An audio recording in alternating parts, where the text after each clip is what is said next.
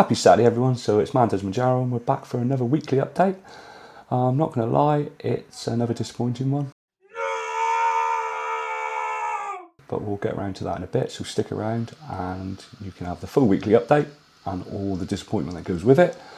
And also, Saturdays is always my Q&A session. So all the questions that have been asked down below in the comments, I will get through them today.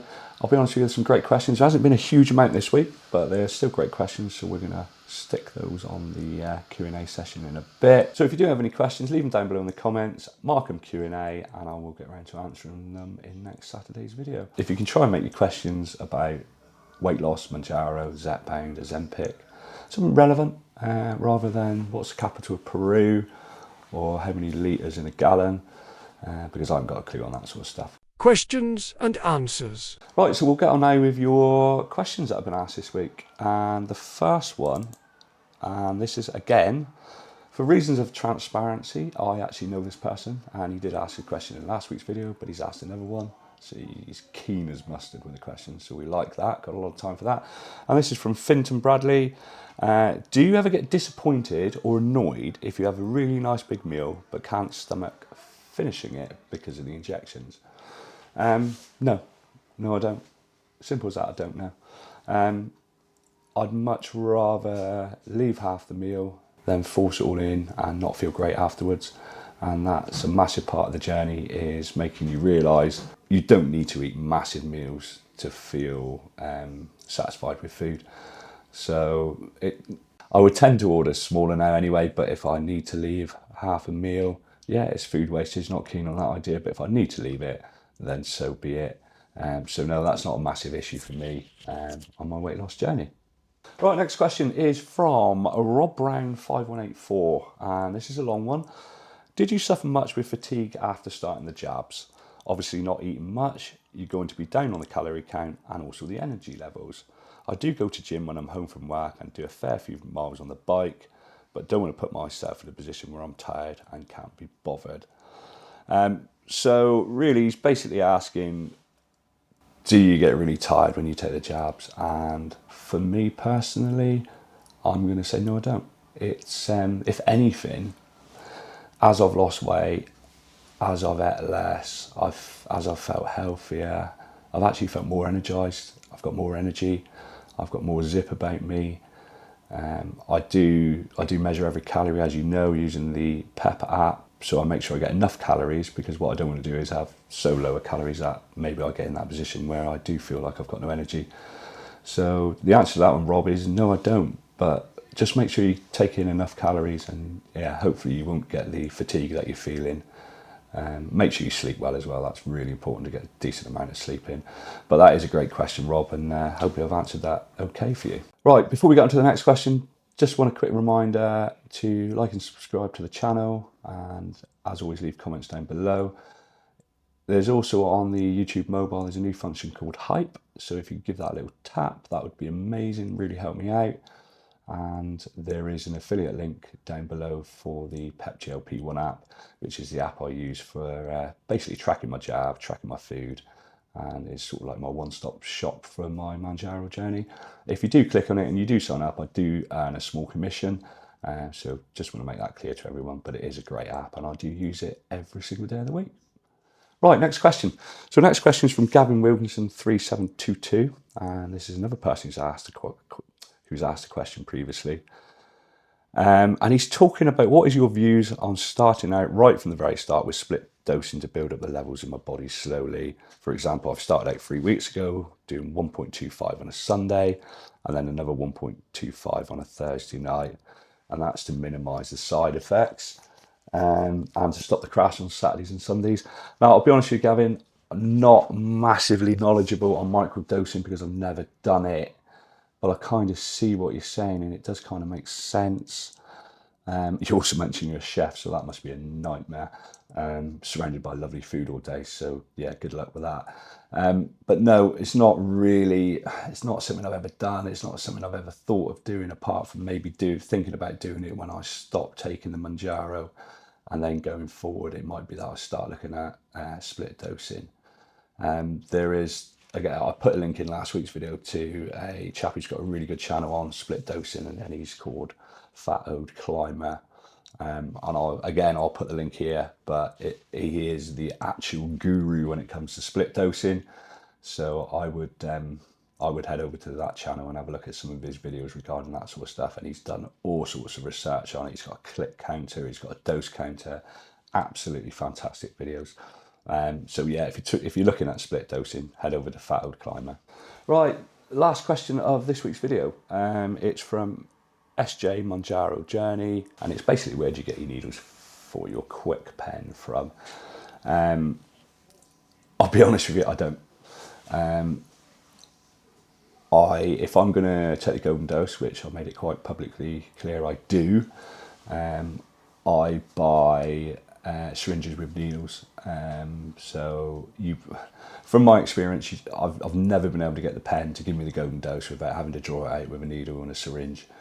So that's how I do it, and I don't buy them off Amazon, because if you look at Amazon, rightly or wrongly, and there's probably thousands of people that buy them off Amazon, and a lot of the needles and syringes on there say not for human use. They're for feeding animals or injecting animals, and I'm not willing to risk that. So I go to a medical company and buy my needles and syringes from there, and they are really, really cheap anyway. I think I paid £8 for 20 needles and the syringes, so that's probably enough to see me through to the end of my Mounjaro journey. But yeah, like I said, I've never bought the quick pen needles, so they are on Amazon. Whether I'd actually buy them if I needed them, I don't know. I'd probably go to a medical supplier first. I'll try and find the medical supplier that I use, and I'll stick a link down in the description.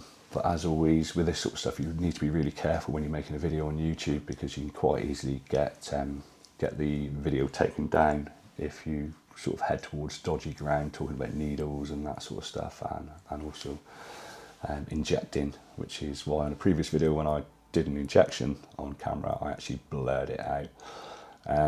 But yeah, just wanted to say, SJ Mounjaro Journey, he's not long started his own channel on YouTube, so pop over there and have a look at him, give him a subscribe as well, because he's in the sort of infancy of his channel, and I think he could probably be really appreciative if he got some subscribers. Right, and finally the last question of this week is from Tommy Kudlati 17, and it basically says, what is your current calorie intake and how has it changed in the last 5 months? Well, I go on the app and it says that I should be taking 2,300 calories a day, and that is to lose approximately £2 a week. So you'll see what's coming up in the update very shortly, but it's not happening at the moment, spoiler alert. So that's what I aim for. How has it changed in the last 5 months? In the early months of taking Mounjaro, I really struggled to get enough calories in, so I was taking meal replacement shakes quite often, and I was kind of, in the evenings, I was forcing myself to eat because I just wasn't getting anywhere near the targets that I'd set. But as time's gone on, I do hit the target quite regularly.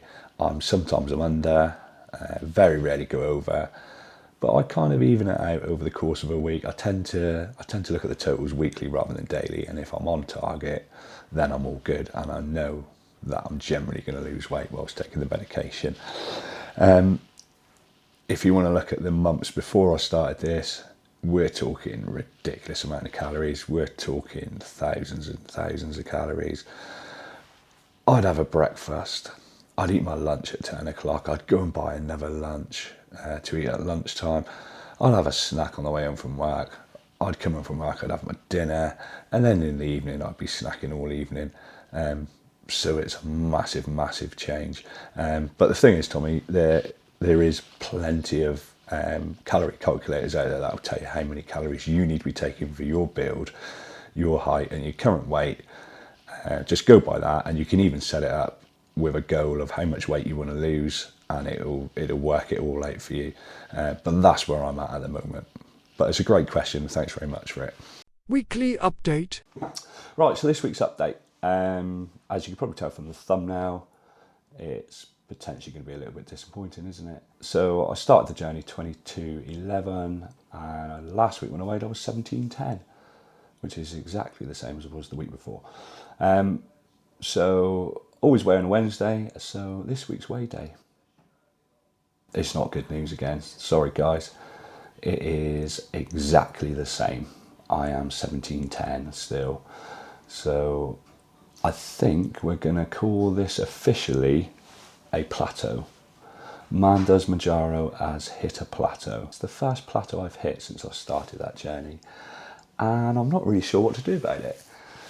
It's really frustrating because I'm doing everything I always did. I'm counting the calories, I'm hydrating. I've been to the gym 4 times this week, and I've stayed the same now for 2 weeks. And yeah, I don't know what to do. I'm eating healthy, I'm eating the protein. It's just really frustrating. So not sure what the plan is. I'm away next week on holiday, which brilliant, love going on holiday, but it's not great timing when you've hit a plateau, is it? Because it does make me think, nobody loses weight when on holiday, do they? I'll be more than happy if I stay the same again next week, I suppose, but I'm not sure what to do. 3.75 again is my jab, and I know you've heard that a million times on this channel. 3.75, 3.7. I only ever took 3.75. Always on 3.75. So I've taken 3.75 this week in the hope that it will see me through my holiday, and then when I come back, I might become the 5 milligram man. And then you can listen to me go, I've only ever taken 5 milligram. I've only never gone above 5 milligram. Never been above 5. So that might be my new catchphrase. But I think what we'll do, we'll see how the holiday goes and then take it from there. Like I said, I'm not expecting the holiday to be an amazing weight loss, and I will take a maintenance or a plateau next week. It'll be a different story then when I'll be on here going, yes, been on holiday and I stayed the same. So let's see how that gets on. Like I said, holiday next week, but the cameras are going to be coming, the microphone's going to be coming. The only thing that's not going to be coming is the light setup. So the videos next week might be a little bit darker, so I do apologise for that in advance. Other things, need to get a few more apologies out. Someone mentioned, or I've actually had it 2 or 3 times now, that the vocals are a little bit low in my videos. That is something I'm learning still, guys. So I do try my best, and I do listen to every video back through to make sure you can all hear me, but sometimes maybe it's just too low. And I did have another comment saying that some of the silly sound effects I use occasionally were too loud. So I'm still trying to find that happy medium, and I do apologise to everyone if they're having audio issues with my video. If you could leave your questions down below for the Q&A, that'd be amazing. And don't forget to like and subscribe to the channel. And also, there's a new function on YouTube mobile where you can hype videos. So if you can give me some hype, which just sounds weird saying that out loud, doesn't it? Can I have some hype, guys? It really does help me out. And thanks again for watching. Really appreciate all your time. If you hear me read out a question and you want to get involved in some sort of conversation and answer that question, because I'm only doing the best I can. It might be you're a medical professional unlike me. So if you hear me read out a question, you think, I know that, I've had that, stick it down below in the comments. Hopefully the person that asked the question will get to see your answer too. But once again, we'll see you on Wednesday. Thanks very much for watching. Take care.